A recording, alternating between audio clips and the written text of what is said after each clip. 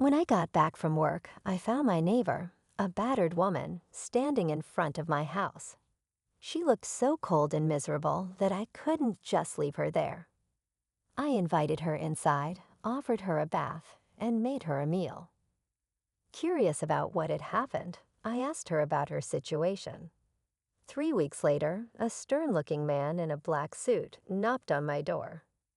"Please accept the rights to a $6 million house," he said. "What?" "My name is Lucas. I'm just an average office worker, nothing special. But one thing sets me apart. My parents have passed away. If they had died from an illness or old age, it might be a common situation, but in my case, it was different. About a month after I started at my current job, I was still learning the ropes. One day, my boss approached me, looking pale. "Lucas, stay calm. The police called. Your parents were hit by a runaway car and taken to the hospital." My mind went blank. My coworker at the next desk froze, his hand stopping on the keyboard. "We're going to the hospital now," my boss said. "I'll drive you there. Stay strong." My bosses were amazing. They took me to the hospital and stayed by my side. At the hospital, a uniformed police officer greeted me and led me to the morgue. My parents had been hit by a car driven by an elderly person who had a heart attack and couldn't brake. They died instantly, as did the driver. I collapsed and my boss held me up, guiding me to a chair. I couldn't stop shaking. The driver's family arrived, and his son, looking about my dad's age, apologized repeatedly. "I'm so sorry about my father. I'm so sorry." My boss stepped in, protecting me. "I understand you've lost your father too, but he's just lost both his parents. Apologizing now isn't appropriate." The man's shoulders shook. "Please come back another day with a lawyer." Thanks to my boss, I didn't lash out. The driver's family left, and my boss comforted me. "You need to rest. The company will handle everything." The company really did take care of everything. I received compensation and a formal apology with a lawyer present. The driver's family kept apologizing, but with the driver gone, there was no one to direct my anger at. I accepted the money and moved on, avoiding further involvement with the family. I continued living alone in the house I shared with my parents. The surrounding neighborhood had new, impressive buildings, and the house next door had recently been occupied. I noticed the moving truck, but never saw who moved in. People these days often skip greetings due to privacy concerns. The Young family next door must have been like that, I thought.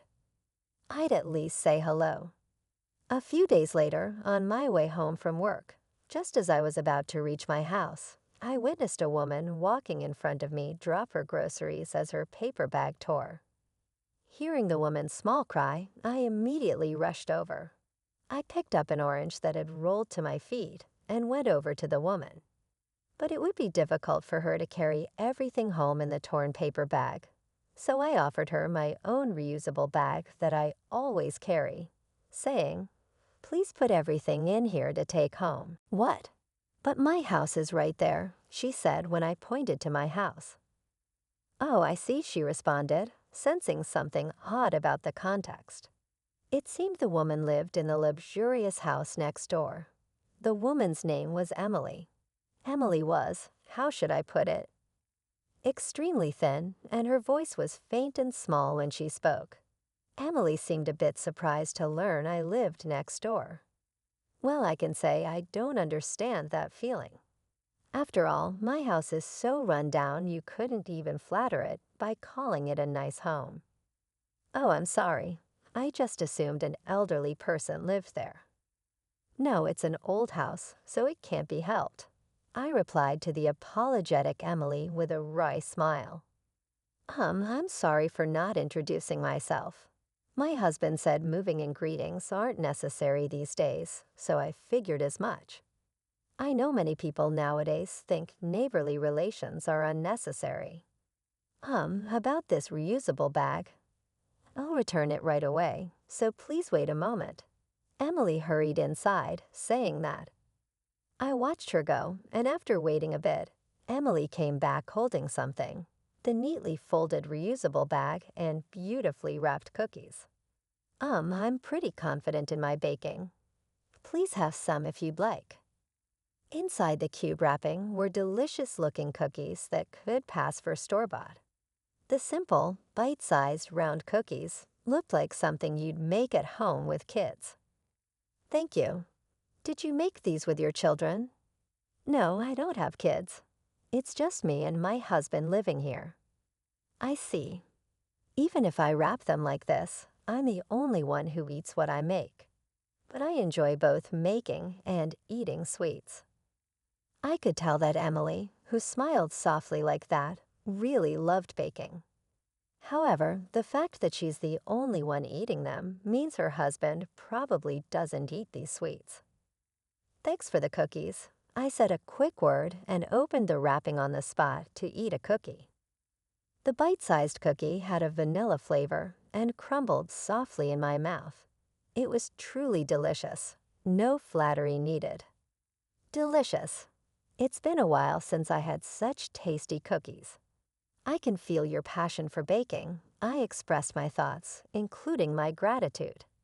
Emily probably didn't expect me to open the wrapping and eat one right then and there. After looking at me in surprise, she thanked me with a big smile. Thank you so much. It started from that day. Emily and I never exchanged contact information, but we started frequently greeting each other. Also, after I got home from work and turned on the lights, a few minutes later the intercom would ring. My intercom is an old one that goes ding when pressed and dong when released. When I went to the front door, Emily had started bringing me sweets. At first, I intended to refuse. After all, she was a married woman, and I understood this wasn't exactly praiseworthy behavior. However, her behavior clearly stemmed from a desire for someone to eat the sweets she made. Talking to her, I learned that Emily's husband, Mark, was devoted to his work, and the couple never went out together. They were still a young couple, but with no kids, their life must have lost its color. Could she be lonely like me? I realized Emily's loneliness. Once I did, I couldn't flatly refuse and started accepting her sweets and giving my thoughts, saying things like, "Yesterday's baked goods had a great texture and went well with coffee. I like them," or "Those crispy sweets are perfect when you want a little snack. They're bite-sized so you can eat them while working." I could have as many as I want. This became the norm. Emily would then head home, looking blissfully happy with a big smile. I spent several weeks like that. I know this lifestyle isn't good. Emily is a married woman, yet I found myself growing more and more fond of her presence. My heart, which had gone cold after suddenly losing my parents, was starting to feel warm again. Just seeing Emily smile made my wintry, night-like heart feel the warm rays of a spring sun. I never visited her house. I just waited for Emily to bring me sweets. Then one day, Emily stopped bringing sweets. She had been bringing them every other day, if not every day. Did her husband find out? A wife bringing homemade sweets to a single man's house. It's only natural to suspect infidelity. I'm innocent, but from the husband's perspective, he can't be at peace. It's going to be lonely again. Ever since Emily stopped coming, I've been feeling the same loneliness as when I lost my parents. No, even greater loneliness than back then. I've been spacing out more at work, making even my boss and manager worry. I don't really have any hobbies, so nothing is fun no matter what I do. Gradually, my appetite diminished, and even when eating things I like, it felt like chewing on sand, making it even harder to eat. I could feel my energy draining, but even though I knew this wasn't good, there was nothing I could do about it. Geez, I was starting to feel a creeping sense of despair about various things. When I finished work that day and headed home, I'd been feeling heavy this whole time. I know I need to snap out of it, but I just can't get motivated. Thinking that, I lifted my head and saw a figure in front of my house. That swaying shadow would make you think it was a ghost. That figure wasn't a ghost, of course, but her hair was a mess and her feet were bare. She wasn't even wearing sandals, let alone shoes. But that figure was unmistakably Emily. I hurried over to her with a start. Getting closer, I could see clearly that the clothes Emily was wearing were dirty, and she wasn't even wearing a coat. It's winter now, and Emily was thoroughly chilled to the bone. When Emily, who had been hugging her own arms, embraced me, my course of action was decided. "Emily, please come inside the house." I'm sorry, her voice was so faint, I knew she was nearing her limit. I urged Emily into the house, my hand on her back. I immediately put the heater on and made Emily a hot chocolate. "Here you go." In the brighter room, I could see that Emily was terribly dirty, and being barefoot, she looked miserable from head to toe. "What on earth happened to you?" "I'm sorry, I'm not accusing you." "Why were you outside in that state in this season?" "Actually, my husband kicked me out of the house." "What?" Emily told me the circumstances, sniffling and sobbing. She said her husband had kicked her out of the house 3 days ago. "What was he thinking, kicking you out in this cold weather and light clothing? If it rained or snowed, you'd freeze in no time. Where have you been for those 3 days?" I'm embarrassed to say, but the park." "What? You are homeless." I furrowed my brows at Emily's reply and showed her to the bathroom.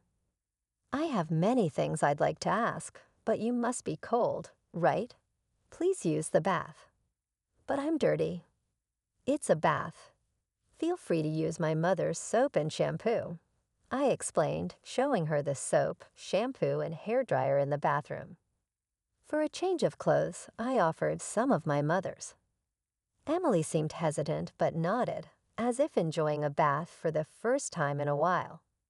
While she was in the bath, I prepared a simple meal. Tonight's dinner was tater tots I bought from the nearby shopping district, one serving of chicken noodle soup split between 2 people that's easy on the stomach, and a salad with just lettuce, cucumber, and cherry tomatoes. Add some meat, and it's a sufficient meal. If it were just me, I would have made do with just the tater tots and soup. Just as I finished preparing, Emily came out of the bath. She tilted her head, asking about the 2 meals laid out on the table. Where are your parents?" "Oh, it's just me." "What?" "I lost them in an accident." I was reluctant to say it, not wanting to worry kind Emily, but there was no hiding it in this situation. When I honestly told her that my parents had passed away in an accident, Emily shed large tears and grieved for me. Just that warmed my heart. "So these clothes belong to your mother, and you cherish them, right?" "Yes, but if no one wears them, they'll just get eaten by moths." "Thank you for lending them to me." After that, we had dinner facing each other. Emily said, "It's really delicious," and ate in a way that made it clear she truly found it tasty, which made me happy and enabled me to properly eat a meal for the first time in a while. Afterwards, I made some warm tea and asked Emily to tell me more. Even if it's painful, sometimes letting it all out when you're going through a hard time can make you feel better. The story Emily told was terrible. My husband has chauvinistic views. Women should shut up and do as men say. Walk 3 steps behind a man. Wake up earlier than a man. Don't go to bed before a man, he says. He sounds way too old-fashioned. What's wrong with your husband? If anything happens, he immediately yells, and even if nothing happens, he says I am really useless. If there's even the slightest thing he doesn't like, he hits me. On top of that, he said, That's why I told you I hate sweets. What's with this sickly sweet smell? I forbid you from baking ever again, and threw out all my baking tools, like my whisk and rubber spatula, even things that can be used for cooking without my permission. What? I did the housework properly. Baking was the only time I felt healed, but having that taken away from me, not knowing what to look forward to or work hard for, I fell into despair. I lost all my energy. Emily hung her head and sniffled inevitably. I started neglecting the housework, and my husband got furious, saying, "There's still dust. I told you to always have at least 3 side dishes. There are still wrinkles in my shirt." I endured it, but 3 days ago he said, "I don't need a wife like you," and kicked me out of the house. No way. I was at home, so I wasn't wearing a coat, and I didn't have my wallet or phone. I had nowhere to go barefoot. I could tell that Emily, covering her face with both hands, was in really bad shape. Did you contact your parents' home? No, actually, my mother passed away from illness a long time ago, and I was raised by my father the whole time. What? When I got married, my father was overjoyed and said, "Now I can rest easy." I wanted to put my father's mind at ease with only that in mind. I did my best and couldn't rely on anyone. For those 3 days, I had been sleeping in the park, but when I reached my limit in terms of hunger and mental state, my feet unconsciously turned toward your house. Emily's story was pretty harsh. I'm sorry for bothering you. Not just today, but up until now," Emily said, crying. "You figured out that I was bringing sweets because I wanted to hear your thoughts and be praised, right? I'm really selfish. I'm sorry. And will he apologize to me?" "You don't need to apologize, Emily. More importantly, let's go to your father's place." "But I don't have parents anymore." "But you have someone you can rely on. Just maybe, I think your father would be happy if you relied on him." "You think so?" "Yeah, it's better to say what you can while they're still alive. If you regret not saying something after losing them, it'll be too late." When I persuaded her like that, Emily shed tears again. The next day, I lent Emily some of my mother's clothes and a bit of money, and she got in a taxi to go back to her parents' home. 3 weeks passed since I sent Emily back to her parents' place. Suddenly, a stern-looking man in a black suit came to my place. I felt like pretending I didn't see him and closing the door. The reason I didn't was that the man introduced himself as Emily's father. Believing his words, I invited him inside my house. I showed him to the living room of my old house, served tea, and we sat facing each other. He straightened his posture and looked straight into my eyes. "Thank you for convincing my daughter to come back home." "No need to thank me." "So your daughter was able to safely return home." "I see. To be honest, I was worried her husband might have struck her, so I was relieved. I am Emily's father, Brandon. My daughter is a bit sheltered, so if you hadn't convinced her, who knows what would have happened. I can't express my gratitude enough." Brandon's words cleared up a mystery I had been pondering for a while. As I thought, Emily seemed like a well-born lady. "Please accept this as a token of my appreciation." "What?" I said, surprised. "It's a deed to a 3-bedroom house on the top floor of that high-rise condo over there. Market price is $6 million. "Here you go," he said, placing the deed on the table. Surprised by the sudden offer, I pushed the deed back and refused. "I don't need that. That's not why I helped her." "Then why did you help my daughter?" he asked while smiling. I was at a loss for a reply, but even if I said it was just normal kindness, he probably wouldn't believe me. "I'm sorry. I ended up falling for your daughter." "For Emily, of course." I never intended to do anything and haven't done anything. The reason? I helped her because I like her, because I didn't want to see Emily's sad face. I honestly spoke my mind. I heard about you from my daughter. The food, the clothes, even lending her your late mother's clothes. Just hearing about it made me realize how sincere and good you are.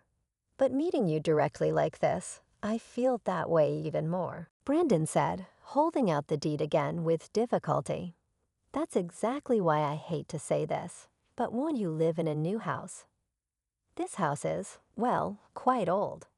Drafts come through the gaps, and it's so cold. I suspect the insulation has been eaten by mice. Emily must have told him about that condition. That's why Brandon is trying to give me this deed with good intentions. This house is filled with precious memories of my late parents, so I want to keep living here forever. I'm sorry, even though you went to the trouble, I said with heartfelt apology. Brandon slowly shook his head. No, you truly are a kind-hearted person. Please, I ask that you take good care of my daughter. He looked straight into my eyes, saying that once more. Not understanding the true meaning behind his words, I tilted my head. But after that, I was able to get in touch with Emily through Brandon, and we were reunited. On my next day off, I was invited to Emily's parents' home and treated to homemade sweets. I found myself enjoying the sweets. Emily's makes have a gentle flavor. After that, I was able to divorce that man. What, really? I asked. Yes, Emily said.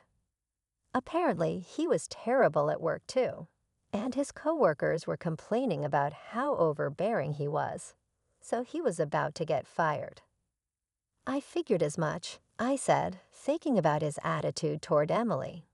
He was probably the same way at work. Well, regardless of that, I intend to properly squeeze consolation money out of him, Emily said, smiling. She had become an incomparably different woman than before. I don't want to cause you trouble, so I'm going to get strong. I'll do my best. After Emily's divorce was finalized, we officially started dating. In our state, you can't remarry for 30 days after a divorce. It seems this waiting period exists because former spouses typically have 30 days to appeal a divorce agreement. After the divorce was finalized, we got married without issue. A year later, Emily agreed to live in my family home, but as it was too rundown.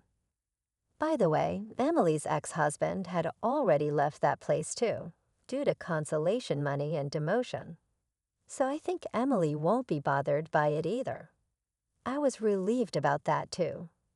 Considering Brandon's feelings, he probably wants his daughter to live in a proper house. Realizing that, I resolved to renovate my family home. The renovation company was an acquaintance of Brandon's, someone who properly understood my feelings. Taking into account my desire to not erase my parents' memories, they renovated my family home while preserving its original look as much as possible. A few years later, we were blessed with a long-awaited child. Gazing at the children's room we had prepared for when we might have a child someday, I muttered, "It's good to cherish memories, but we've got to cherish the future too." Huh, Emily, now my wife, said. That's right, but I want to cherish the past too. The present exists because of the past, so let's make lots of memories and build happiness in this house from now on. We smiled and expressed our gratitude to our parents. As I gently stroked the growing belly of a happily smiling Emily, I felt hope for the future that was to come.